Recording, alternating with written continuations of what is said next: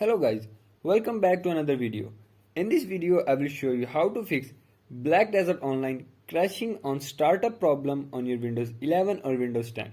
So to fix this issue, follow every step as I am showing in this video, and do not forget to subscribe this channel and also press the bell icon for the latest upcoming videos. Hope so this will fix your problem and help you a lot.